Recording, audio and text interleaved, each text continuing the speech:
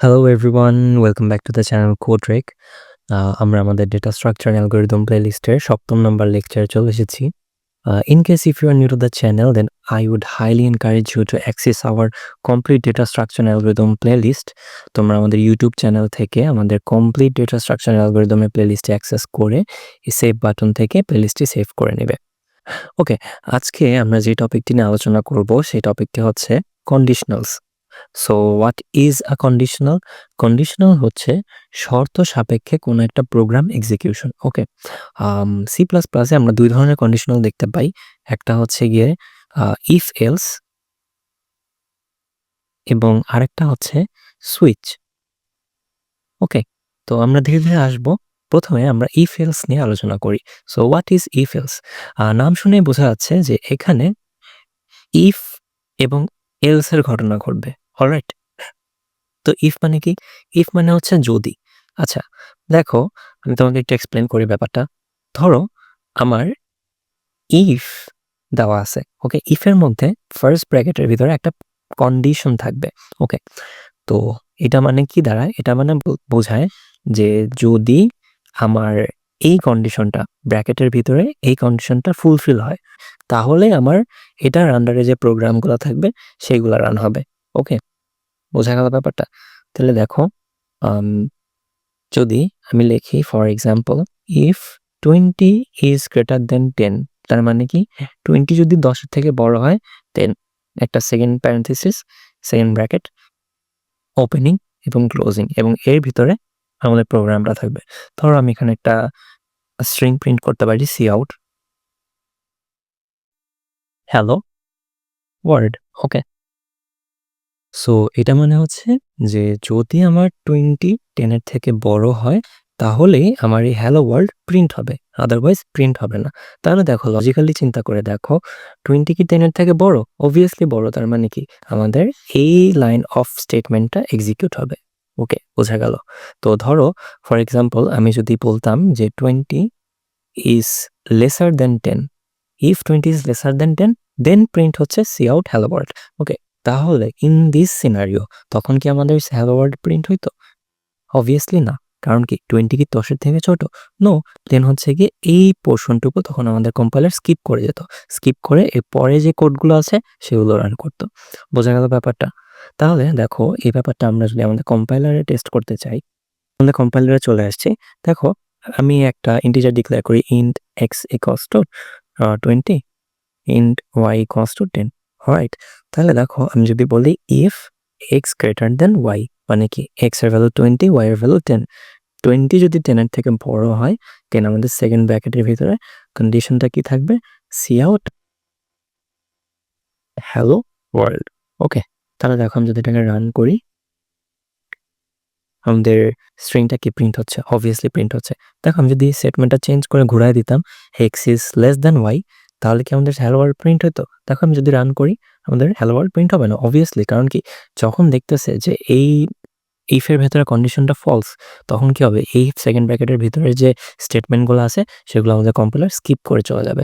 Second ব্র্যাকেটের ভিতরের স্টেটমেন্টগুলো তখনই প্রিন্ট হবে যখনই আমার ইফের ভেতরের শর্তটা ফুলফিলড হবে।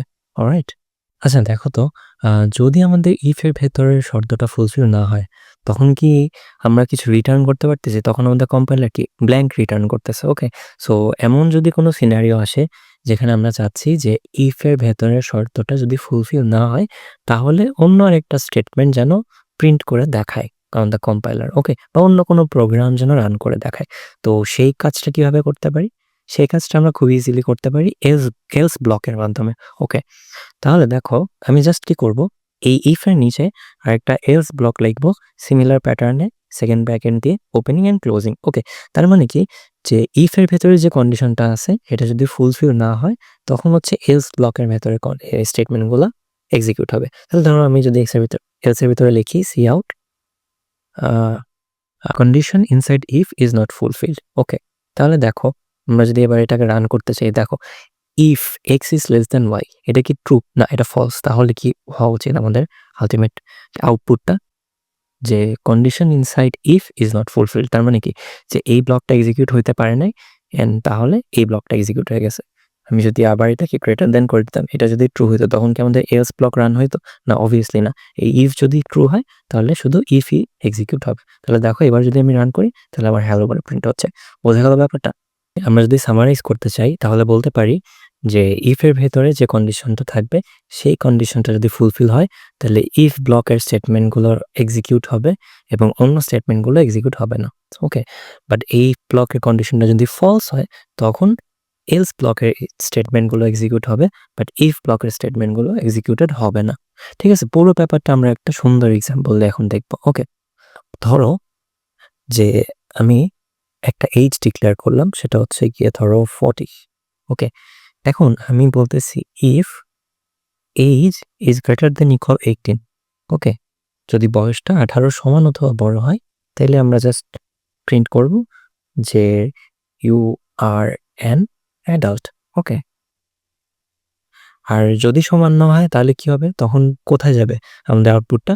এস ব্লকে অবভিয়াসলি। তাহলে যদি সমান না হয় তাহলে আমরা জাস্ট প্রিন্ট করবো সিআউ you are not an adult. Alright, তাহলে দেখো আমাদের এইজ এখন কি বলতেছে 40।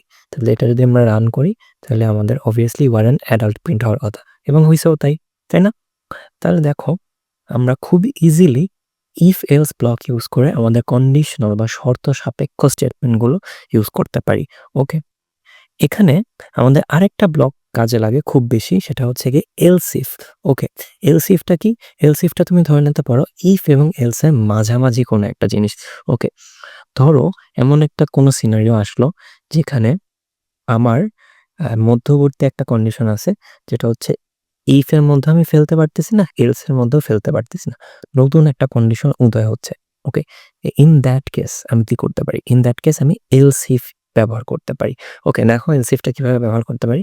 ধরো আমি চাচ্ছি যে আমার এইজটা যদি 8 এর থেকে ছোট অথবা সমান হয়, অর্থাৎ 8 এর থেকে ছোট যারা থাকবে তাদেরকে আমি অ্যাডাল্টও না, নট অ্যাডাল্টও না, তাদেরকে আমি চাইল্ড হিসেবে ক্লাসিফাই করতে চাই।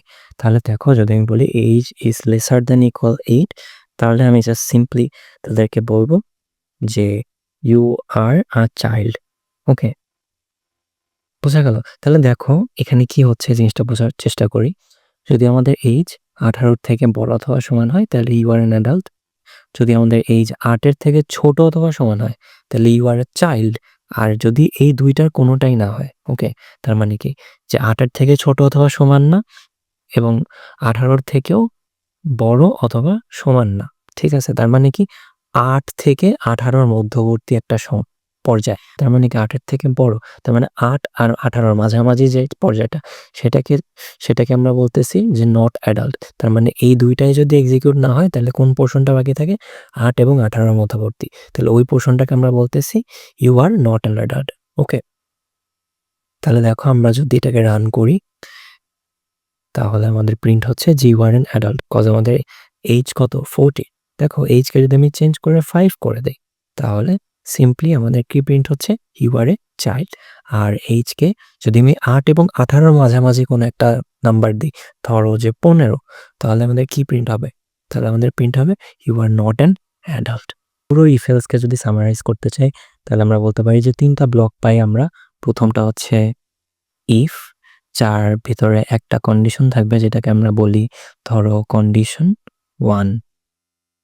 ওকে, এবং এই কন্ডিশন 1টা ফুলফিল হলে আবার ইফ এর ভেতরের স্টেটমেন্টগুলো ফুলফিল হবে।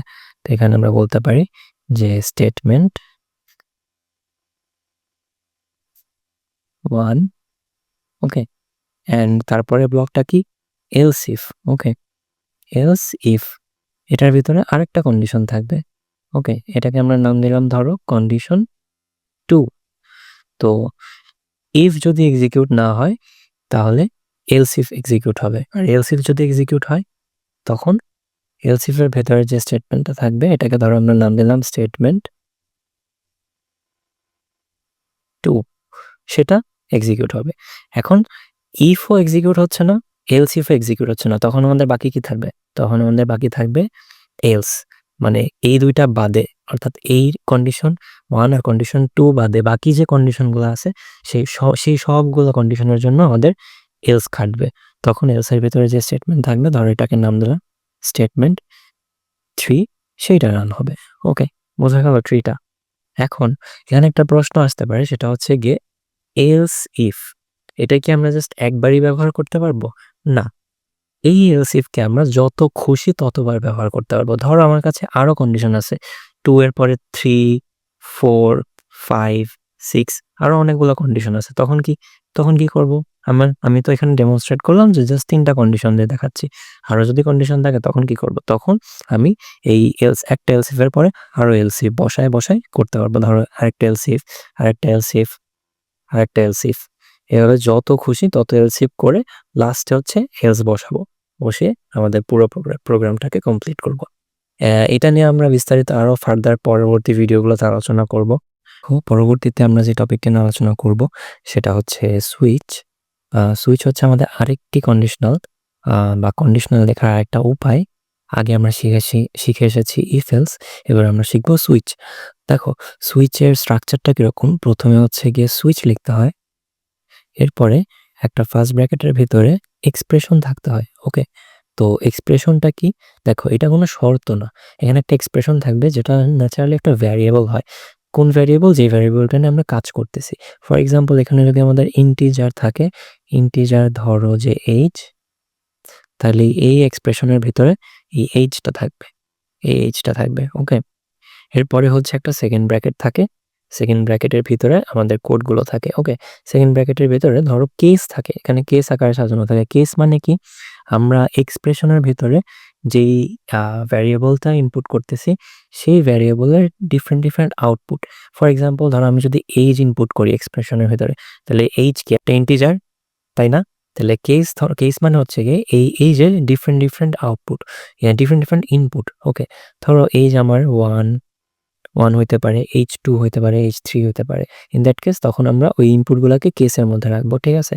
তাহলে কেস 1 একটা সেমিকলন, তারপরে হচ্ছে গিয়ে সেমিকলনের পরে আমাদের হচ্ছে স্টেটমেন্ট। ধরো এটা হচ্ছে স্টেটমেন্ট 1। ওকে, তার মানে কি ইউজার যদি আমার 1 প্রেস করে তাহলে আমাদের এই স্টেটমেন্টটা রান হবে। বোঝা গেল ব্যাপারটা? ওকে, তারপরে হচ্ছে আমরা আরেকটা কিওয়ার্ড ইউজ করি, সেটা হচ্ছে ব্রেক।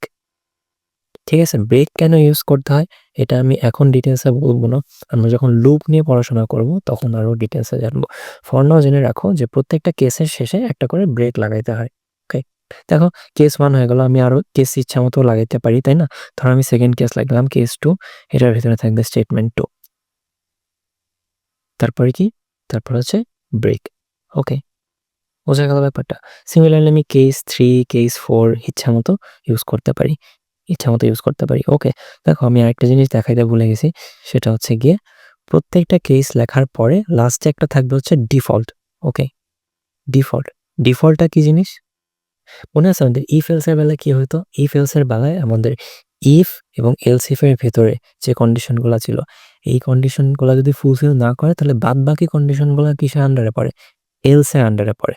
সিমিলারলি ধরো কেস 1, কেস 2, কেস 3, 4, 5, 6 যত কন্ডিশন থাকবে সেইগুলা বাদে আর যদি কোনো কেস থাকে সেগুলো তাহলে কিসের আন্ডারে পড়বে? সেগুলো পড়বে ডিফল্টের আন্ডারে। তখন তুমি ডিফল্ট দিয়ে কলন দিয়ে তুমি হচ্ছে গিয়ে এখানে আরেকটা স্টেটমেন্ট লিখতে পারো।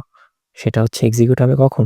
যদি তোমার ইউজার ইনপুট এই কেসগুলা ছাড়া অন্য কিছু দেয়, তখন হচ্ছে গিয়ে ডিফল্টটা ইনপুট এক্সিকিউট হবে। বোঝা গেল ব্যাপারটা? দেখো ব্যাপারটা যদি আমরা আমাদের কম্পাইলারে টেস্ট করতে চাই, দেখো আমরা আমাদের কম্পাইলারে চলে আসছি। ধরো আমি একটা ভ্যারিয়েবল নিলাম int day. Okay, equals to ধরো 4। এখন আমি সুইচ ইউজ করব। সুইচ দিয়ে মাল্টিপল কন্ডিশন ডিক্লেয়ার করবো। কি করবো? সুইচের ভিতরে আমাদের একটা এক্সপ্রেশন থাকবে, এখানে আমাদের এক্সপ্রেশনটা কি হবে? ডে। ওকে, পরে সেকেন্ড ব্র্যাকেট, এরপর হচ্ছে কেস আকারে থাকবে। তো ডে কি একটা ইন্টিজার, আমি ডেটাকে সপ্তাহে 7টা দিন হিসেবে ডিক্লেয়ার করতে যাচ্ছি, তাহলে কি আমার কয়টা কেস থাকা উচিত? কেস 1 থেকে 7 পর্যন্ত, তাই না? 7টা দিন, তাহলে 1 2 3 4 5 6 7। তাহলে দেখো আমি হচ্ছে কেস 1 ডিক্লেয়ার করি কলম, এখানে ধর আমি সিআউট দিলাম যে প্রথম দিন হবে হচ্ছে সানডে। ওকে, ধরো আমি এটাকে সেমিকলন দিয়ে কি করব? ব্রেক করব। ওকে, সিমিলারলি আমি বাকি 6টা কেস ডিক্লেয়ার করতে পারি। ধরো আমি জাস্ট এটাকে সিম্পলি কপি করে নিয়ে আসলাম এখানে, পেস্ট 1 2 3 4 5 6 7। ওকে, তাহলে ধরো সেকেন্ড কেসে আমি দিতে পারি মানডে, থার্ড কেসে আমি দিতে পারি মানডে টিউসডে, ফোর্থে আমি দিতে পারি ওয়েডনেসডে, ফিফথে দিতে পারি হচ্ছে থার্সডে, সিক্সথে দেওয়া যায় হচ্ছে ফ্রাইডে, আর লাস্টই হচ্ছে 7-এ স্যাটারডে। ওকে, আর দেখো মনে আছে লাস্টলি আমাদের আরেকটা কি ছিল, ডিফল্ট ছিল। ডিফল্টটা কি করতো, যদি আমাদের এই কেসগুলোর কোনো একটা না হয়, কেসগুলা মানে কি, যে আমাদের ইউজার ডে ইনপুট দেবে, ডে ইনপুট কি 1 2 3 4 5 6 7 হতে পারে। এখন 7 ছাড়া মানে 1 2 3 4 5 6 7 ছাড়া অন্য কিছু যদি ইনপুট দেয় তাহলে আমরা কি আউটপুট দেবো, সেজন্য হচ্ছে আমাদের ডিফল্ট। ওকে, ডিফল্টের মধ্যে ধরো আমি লিখলাম যে সি আউট ইনভ্যালিড ইনপুট। ওকে, বোঝা গেল ব্যাপারটা। তাহলে দেখো আমরা যদি এটাকে রান করি, আমাদের ইউজার ইনপুট কত ছিল 4, তাহলে 4 ইনপুট হলে আমাদের কি প্রিন্ট হওয়া উচিত ছিল ওয়েডনেসডে, তাই না? 4 এর জন্য কেস 4 এর জন্য কি আছে ওয়েডনেসডে। তাহলে দেখো আমি যদি এটাকে রান করি তাহলে আমি কি পাচ্ছি ওয়েডনেসডে। সিমিলারলি যখন আমি যেটা চেঞ্জ করে দিয়ে যদি 7 দিই তাইলে 7 এর করেসপন্ডিং যেটা ছিল স্যাটারডে প্রিন্ট হবে। আর যদি এই 7টার কোনোটাই না থাকে তাহলে আমি একটা অন্য ভ্যালু দিলাম, ধরো 10, যেটা আমাদের 7টার মধ্যে নাই, তাহলে কোথায় চলে যাবে ডিফল্টে। দেখো ডিফল্টে কি ছিল ইনভ্যালিড ইনপুট। ওকে, বোঝা গেল ব্যাপারটা। So that's all for today. Hopefully we'll meet in the next video. Till then, take care, bye bye, and don't forget to subscribe.